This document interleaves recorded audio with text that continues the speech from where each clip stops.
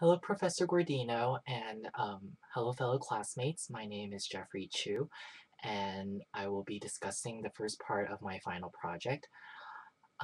My topic of interest that I will be researching is were the Japanese Americans' incarceration justified in California during World War II? I asked myself a couple of questions before starting the research project, such as what were the causes and effects of the incarceration that the Japanese Americans faced? How did the Japanese Americans feel during the internment? And were they treated equally and fairly? What was the legality of this act? What movements were instilled? Any reparations? Were there any similar groups suffering this prejudice at the same time? If so, how did they relate to the Japanese? And finally, how was the social inequality viewed by the Americans in comparison with foreign nations?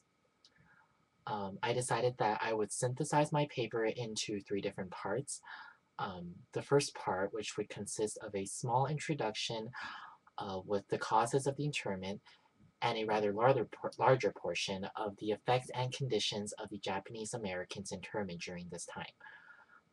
Second time would be the legal challenges that the United States faced uh, concerning the internment.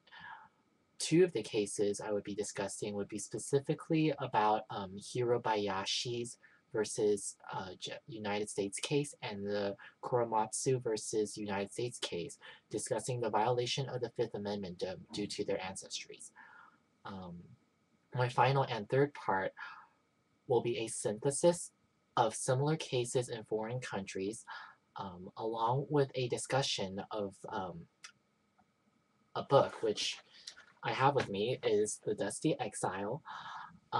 It discusses a Caucasian woman's perspective on the US government's misguided directives. I hope to use the online resources that I have to discuss the first two portions of my essay and using the book as a majority of the last portion of my essay. Though the incarceration happened throughout many places in the US, I hope to focus on my paper solely in the California region, not only for the extra credit that Ms. Gordino is giving us, but also to learn more about the local history that we have in California. Honestly, I never really learned much about local history in my US history classes in high school or middle school. So I hope that this assignment will indulge me into different aspects of our local history. Wish me good luck on this project, and if there are any comments or feedback, that would be much appreciated. Thank you.